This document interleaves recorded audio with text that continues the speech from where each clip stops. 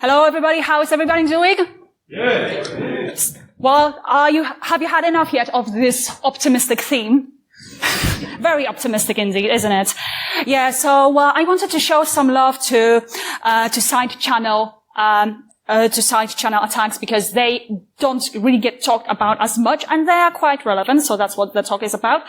So yeah, thanks to the AI. Well, largely, surveillance issues are getting media attention, and they get more media attention than they normally would. So that talk was inspired by two news stories. So one was about facial recognition being rolled out live to all the police forces in the UK. And another was about Wi-Fi and how AI and Wi-Fi can track you. So basically the way it works, it can, the Wi-Fi, if you are in the vicinity, which there's Wi-Fi everywhere, it can accurately recognize you. And with the help of the AI, it's like 90%, 95% accuracy. And well, obviously this sort of stories make people be a bit spooked and scared of the AI itself. But I'm here to tell you that you don't have to worry about the AI because it's been that way all the time, really. So I'm not sure if that's particularly, particularly optimistic, but I do appreciate the role that these stories play in raising awareness. But yeah, to the point. So, however grateful I am for the AI bringing attention to surveillance issues, the AI in the current form, because there has always been some sort of the AI, it's just like these days it's more ubiquitous and more sophisticated, wasn't even needed. Like the technology that I'm about to describe has been around for quite a long time, for 10, 15, sometimes 20, 30 years. So what else have we not considered, like in the main discourse, and what makes Wi-Fi and AI such a creepy combination? So I'll explain just that. So basically the problem is everything is electromagnetic spectrum, like literally everything. Like it's just, Wi-Fi is obviously it's radio, and even our vision, the visible light is electromagnetic spectrum. So basically we have built-in, as humans, built-in sensors that can detect a portion of electromagnetic spectrum, and we can analyze it, but obviously it's limited. We don't see everything. So that's how it works. And yes, I'm talking about our eyes. So we can detect texture due to how electromagnetic radiation, which is visible light, is reflected from. And basically that's kind of how it works. So like when it comes to visible light, light shines upon something and it's reflected. So the way we perceive it is, there's something in front of us. For example, a car driving right towards you, and we can perceive its color. So its color is basically the wavelength that it reflects, and its shape as well. And radio kind of works in a similar way. It's just like you have radio that's sending those signals, and the objects in the way they disrupt that signal. And the sensors or the radios can perceive that, and that can be used to make some sort of interpretation of what it is, like what sort of object, like the density of the material, shape, etc. So there's that. And so, given that Wi-Fi is everywhere, and electromagnetism is everywhere, and it can be analyzed, that's how it becomes a problem. So why Wi-Fi hates you? Well, because it does. Like, it will betray you in a second. It will sell you to the lowest bidder. So, obviously, when you walk through the shops, Wi-Fi is able to detect where you're going and how much time you spend in each aisle. So that's called the dwell, and how you move between different access points. So there's that. So you can also pair the data that Wi-Fi collects with a unique identifier. For example, you can use so-called captive portals. So, if you wanted, for example, you can log into Lancaster University Wi-Fi, and there's captive port, and it asks you to use your email and put in your name. That's captive portal. And that can be used to track information about you, create identifier, and use it for all sorts of marketing purposes. So like, for example, in the case of a grocery shop, like they would know what sort of aisle you're in, and that you really like, and they can compare that data to what you actually bought, for example, based on sales data, or if you have a store app installed, then on that data, and they can tell that you really wanted to buy that bag of chips, like Walker's, salt and vinegar, but you decided not to because it's not healthy for you. But they really know your tempter, so they can send you a coupon because they know you're weak. So there's that. So you thought that they just made Wi-Fi available for you out of goodness of their heart. You say. Also, like these days, well, to be fair, everything is monetized. Like if you breathe, that's monetized as well. So, there's a lot of potential of abuse because, this information, well, I'm kind of saying all these things in a tongue-in-cheek way, but like, this is actually betraying a lot of information about your lifestyle. Like, what is it that you fancy? What is it that you're regularly buying? Like, what shops you're visiting on a regular basis? You can pretty much recreate somebody's day based on that data and compare and pair it with a unique identifier. So that's a useful information for insurance, for example, for a burglar, I would say. That's quite a boon. I'm pretty sure life insurance would want to know that you have unhealthy habits and perhaps raise your premium if you're found hanging around for too long around a cake. So there's that. Obviously, they wouldn't tell you that, but they would love that info. So it can also be done more directly, like you just, like, for example, like you just went past, I don't know, Cadbury chocolate, if this is something you fancy. And then, it can send you a coupon for that, for example, or like to buy 3 for the price of 2. So like bit less sophisticated. There's also Bluetooth. Bluetooth is it's a radio frequency as well. So yes, it is bad for you. So the way it works, it's pretty straightforward. So it's,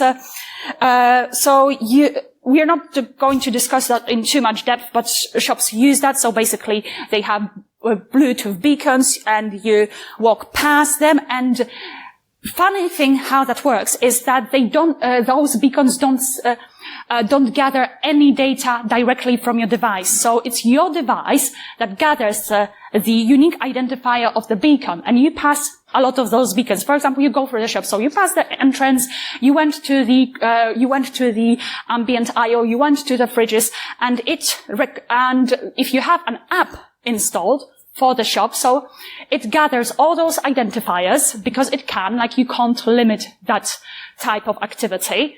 It can record those, and it can recreate where you were in the shop. So, it works out pretty much the same way. So then the app will send it to the servers of the shop, and the shop servers will either decide to send you some sort of information, like, for example, prompt you to use a coupon, or perhaps send you some other information about, like, what's going on in the shop. Something that it will figure it's relevant to you, basically. One thing is, like, people think that if you switch off Bluetooth, it eliminates the problem. And yes, it does to a degree. Like, that's my huge beef with Samsung, because on Samsung, and I think it's Xiaomi phones as well, if I'm pronouncing it correctly, even if you disable Bluetooth, like, in order to disable gathering all the identifier data, you have to go, like, mess about with battery saving settings. So there's that. I will get to that. There will be a slide that will show you all those things and how you can switch things off. On the iPhone, yes, switching off Bluetooth, not popping up that thing in Control Center, but like switching Bluetooth entirely does help. So there's that. Okay, so what is it that Wi-Fi can actually be used for, and like without any sort of AI? So it can recognize gestures. So there was one such system. So it was called YC or VC, however you want to pronounce it, and it can distinguish between 2 different people as well. And what it was made for initially was recognizing gestures. So like you could, for example, do that to like switch up the knob, the switch up to like turn up the volume with like as if you were using a knob, or like you could use it for smart home, for smart home management, like to draw the curtains or switch the lights off with a gesture. But obviously, if it can do that, then it can recognize what you're doing in your own house. So it can have less innocent users as well. Also like what do you need in order to have that functionality? And the thing is, like any old router would do, it's just a matter of tiny software update. And there are companies that that's in the US that actually use that for their own benefit. So there's a company called there's a company in the US, and they are called Xfinity. So they have an option for you to use Wi-Fi in order to detect presence in your house. So yeah, quite handy. I can see how that could be useful. So instead of having an alarm system, you have just your own Wi-Fi, and if somebody pops through the door and you don't remember handing keys to anybody, then then it can trigger the alarm. But they also gather that data and aggregate it and sell it to data brokers. So there's that. So there's not only that project. So, about 9 years ago, a company called Zyner was established, and that company created something that they are now offering for sale. So it's called like a physical layer of the AI. So they use 5G and Wi-Fi, well, basically radio technologies that are commonly used these days, in order to map the entire cities down to every tiny object in your house. And this is quite accurate, and they are offering it to both government agencies and, well, in general, like anonymized data for analysis. How anonymous the data about your own home can be, well, it's up to you to decide whether that's what you think of it. I'm not going to tell you what to think, but this is a thing, this is happening, and this isn't really as sophisticated as it's made out to be. So, well, yeah, we are talking about Crisp's habit, right? So these can hear you as well. And this is a bit of a more obscure thing. So not only do they drag you to your premature death if you exceed, appropriate consumption levels, but they can hear voices, quite literally, and it can be used to record conversations. And this is actually quite fun how it works. Again, I remind you, this is no sophisticated AI, no ChatGPT, no nothing involved. So basically what you do is you need a camera, and the tests from this slide, so they were performed in a totally soundproof room. So the window is actually I would call it balcony door, to be fair. So it's totally soundproof, and the way it works, so if you were a kid and played with tin foil, you know it makes weird noises when you speak right next to it. And it's a similar thing. So even the tiniest noises make the bag of crisps vibrate, or any like flimsy object, well, any object in general. And it's imperceptible to us, but cameras do see it. And if you have high enough frame rate, then, well, you can just make a recording, and you don't even need particularly high frame rate. So the researchers used 2,000 frames per second, but like for comparison, well, speech is usually between A2 to A4, so that like in hertz, that would be like between 110 hertz and 440 hertz. So that's way below 2,000 frames per second. So you need that frame rate, to match the frequency, and then you can analyze it. And to be fair, like forget everything what I said. You know, like due to how you don't really need such a high FPS, because the way most of the modern cameras work, they don't take a picture of the entire scene all at once, like the way we see something and the way old cameras, like analog cameras worked. So this is called, so what it's called is a rolling shutter. So you can either have it like spinning around, but like in phones, it's most like scanning like line by line, like going down like this. And due to distortions that produces, you can actually use an ordinary phone camera in order to recover sound. So yeah, so here we go. So all you need is pretty much any modern smartphone for somebody to be able to eavesdrop on you. Well, provided that you're eating crisps. Actually, no, sorry. Even if you don't eat crisps, like they also did tests with all objects like plants, for example. So if you have plants or if you're eating salad, you're not that much better off, really. So, yeah, so there's that. So, so Wi-Fi is bad, is all radio bad? And yes. So if you think that you're in front of a PC that has no Wi-Fi access, has no wireless network card, and, and if you think like, okay, so they can't catch me, nobody can eavesdrop on me, I would probably ask you, does it have a display, that computer? Probably yes. And if so, well, sorry, you're cooked. And how that works. So, that's quite easy actually. So the problem is similar in a way. So obviously, like, well, what any monitor emits is light, electromagnetic spectrum. So it can be used to eavesdrop on you, as I said earlier. And, well, also monitors emit sound. And if you're as old as me, you might have even had a CRT TV or monitor in your house, and they do make that white noise. And those actually also make those noises, like this iPad as well. You kind of have to admit that humans' hearing sucks. And like animals are superior when it comes to us, when it comes to the range of frequencies. So they do make imperceptible noise, and depending on what pixel is lit up, there will be variation. So you can we can't hear it, but microphones can, and they will record it, and you can analyze it and, read what's on the screen. So yeah, so there's that. But, yeah, and if you think that you need like fancy microphone, like the setup that Cooper set up for us very kindly here, you would be wrong. Well, again, like just a very basic microphone for that headset that you can get for £2 from Temu is sufficient really for this purpose.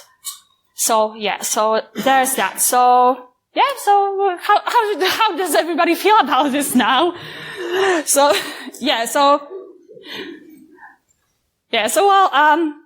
you're not going to eat crisps. You're not going to use radio. So on your premises. So you're probably going to okay, thank you, eat organic and fine, hopefully you have fully inaccessible source of energy if you're intending to do that, because energy can be used to spy on you as well. And, so meters can spy on you, and this is, you might have heard about pushback against smart meters, and this is for really good reasons. So, they gather something called half-hourly data. This is the default. You can change how often they gather data if you speak to your energy provider, but this is the default. And the energy providers say that this is anonymized. Absolutely wrong. So it's just the pattern of energy use, like energy spikes, combined with times at which you use energy is so unique that you can trace it back to each meter point. I'm not saying each household, because sometimes households can have 2 meter points. But, and the problem with that is that energy providers and regulators actually move towards more transparency with this sort of data. So as in they look to share with everybody, like with all agencies for research purposes, for managing the energy use and tariffs, etc. Even if you round up the numbers, you still can be identified from your energy use. So there's that. Sorry, no electricity for you guys. So there's that. And, again, it's quite a boon, this sort of data for all sorts of companies who want to monetize and target you, and for government agencies as well. We'll get to that in a bit. But it's not just that, using energy, if you use energy, you lose some, and through heat. And heat leaves a trace, so thermal cameras can be used. And they can tell like what device was on and how long ago was it switched on, or if it's off. And speaking of thermal cameras, they can also pick up what we were touching around the house. They can be so precise. So, for example, if you're typing your password, the camera can be used to analyze what keys you were using. So, what they found actually is if somebody like hums and pecks on keyboard, then it is more reliable, but it's still, can be used to identify what you were typing. And also, sound can be used for that purpose as well. So even a recording from your Zoom call when somebody hears you typing, that can be used to identify what keys you are using. This is more reliable method. So I suppose you shouldn't type in any passwords while on a call or ever in case somebody overhears you using a bag of crisps. So there's that. And you also don't want to use any light. And use any light bulbs. And so do you want to cancel your contract with energy provider yet? Yeah. No, you're still good. So it's not that easy. It's relatively easy. Like it's still within the reach of average person. So all you need is a telescope. And actually, I have recently seen one at the charity shop. It was about £50. So for the record, I'm not using it for anything. But so you know how you were discussing sounds just recently, right? So sounds also influence the light and make the light bulb vibrate. Thank you. And you can, again, record that pattern or like even use it live. So you direct the telescope at the window of somebody you want to eavesdrop on. And you put the sensor in front of the telescope and it reads the signal and it recovers all the sounds for you. And this is actually pretty accurate. I'm not turning switch off, the lights off, guys. Sorry, kidding. It's recorded anyway. So I could easily go on about it all day. Like there's loads more attacks as such, and these are really accessible and these are really cheap to do. But is this even legal? And the answer is actually kinda yes. There is no precedent about using such data to, for example, target somebody, to surveil somebody. But the thing is surveillance is called by the harassment laws, unauthorized surveillance, of course, like by stalker or somebody. One thing is, it's very difficult to prove, those methods can be used quite covertly and nobody realizing, so good luck proving that and getting the authorities to investigate. And the other, you could argue in theory that this data is public. So unless somebody actually goes to the court or there's a specific act of law, it's kind of a gray area legally. So there's that. I hear you say, talking about shops, there's GDPR, they're not supposed to collect it. And I've got a really bad news for you because these days, by merely walking into the shop or by the shop, you agree to their privacy policy and to their terms and conditions. So, and this sucks because you don't read terms and conditions before you leave the house, but unfortunately that's the reality we live in, and so far it's sufficient for all the regulators. And also if you want to protect yourself by jamming the radio signal, no, you can't. So they can do all those things. They can surveil, they can spy on you. You can't protect yourself. This is illegal, or if you use modified radio equipment without Ofcom's authorization, or if you use jammers. So there's, are those attacks used by any government agencies? Actually, yes. So obviously it's difficult to tell because it would be an interesting freedom of information thing. But, NSA, for example, used to listen on encrypted faxes sent by European Union agencies. So, they didn't really crack the encryption. They basically recorded the sounds that fax made and then recovered, so they kind of circumvented encryption as opposed to decrypting anything. So, And yeah, and also you would think that the data that I was discussing, for example, hourly data and all the data about us, about our habits, that's, agencies that have access to it would usually be like police, like investigating very serious crimes. And no. So if you want to take if you want to take a screen grab, this is all the agencies that have access, that can request access to your half-hourly data and other personal data in order to conduct all sorts of things. I'm not going to go in depth because, come on. Yeah, I'm not doing that. So there's that. But yeah, if you think like it's just for serious things, you're gravely mistaken. So what are we doing now? So because what's the point? Like, do we just all dig a hole for ourselves and just stay there? And it's up. So, you can go dark. Like you can just live in a hole, or you can take some basic steps. Again, you're welcome to take a picture of this slide for the reference. Like, what steps can you do to minimize tracking? This is something I want to highlight because it's not foolproof. It's not stopping all the tracking that shops do. So there's that. Okay, I'll wait for everybody to take a picture. Yeah. Okay. All good?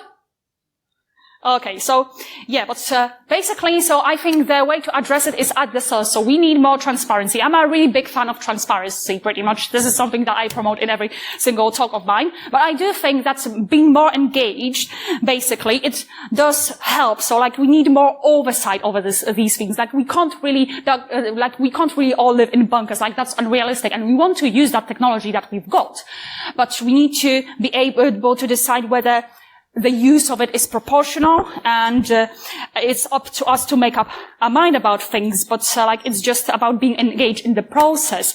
So first of all, if you vote, don't vote just on vibes, really. And that's how people normally vote. Read the policies, read the manifesto. If there's something controversial coming up, actually, instead of reading the summary, take some time to read the actual regulation so you make up your own mind. Because things get skewed by reporters who report on all sorts of things, but you need to make up your own mind about things, and you may perhaps agree with some of the users of the technology. It's all up to you. I'm not even here to tell you what is right, what is wrong.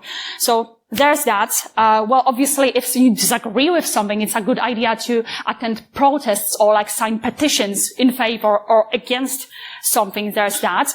And the last option, is hold your politicians accountable. Even if the MP that has been, that is in your constituency is not the one you wanted, it's their job to still represent you, no matter what political persuasion they are. So hold them accountable, give them a call, attend the surgery. Just go speak to them, or make your opinion known. And I know one person isn't going to make a difference, but if a lot of people voice their disagreement with something, then that's when it works. So that's what I encourage you to do. I'm really a big fan of it. And yeah, so I think we actually did a good job. Did I go over time? We've got a break this time. Oh, okay, yeah. So yeah, thank you very much for listening to me. So I really hope that encourages you to go deeper and to research these things for yourself. And if you want to get in touch, or if you have, or if you remember some questions that you didn't manage to ask, then by all means you can contact me through social media. Do we have time for any questions? I think we've got a bit of time. Perhaps one or two questions, if there's questions in the audience. There's okay, right away here. You will be using a microphone. The lights will be on, so be careful with what you say. Let's go. So since we can't stop using all this stuff, what if we just double down and use it in such an erratic fashion that the data does not make sense anymore? Sorry, say that again? What if we just double down and use all the things in such a manner that we generate so much data that it does not make sense anymore? Well, to be fair, that's not how it works. The more you use the technology, the more data you generate, the more you can learn from it, and more precise conclusions can be drawn for data. So I do get where you're coming from, but I don't think it works that way. I think there's one more question here, if that's right. Hi, Kinga. Hello. Do you have a good bunker distributor that you'd suggest? Well, actually, funnily enough, I've read an article about them becoming quite popular recently, and it sets you back at only, the prices start at only £300,000 if you can. Well, so yeah, quite cheap, and well, provided that you have your own land. So, well, I can have a look for it if you're interested, and if you have spare 300,000 quid, I don't really. Yeah, that's personal information, but there you have it. That's how much I betray. Yeah. But the pattern of life of you buying a bunker means that everyone else knows you've got a bunker as well, so you need to watch out for that as well. So. But you need, but on the point, like, you need independent energy supply. So I don't know how much that is going to cost you. So there's that. Sorry. I've seen it on the internet, so it must be true. Like, if you have a cat and you have a bread and it's buttered on one side, and like you put bread on the cat, and you get basically infinite energy, like, from the spin. Cool. So yeah, I think you can try that. I'm not borrowing my cat though, I'm not lending my cat for the purpose though. Sorry. She's indispensable. Before we start questioning the privacy details of a cat, I think we should stop there. I'm getting a nod from the team outside. It's time to go for a break. So can I ask you first of all to say thank you to Kinga for a fantastic talk?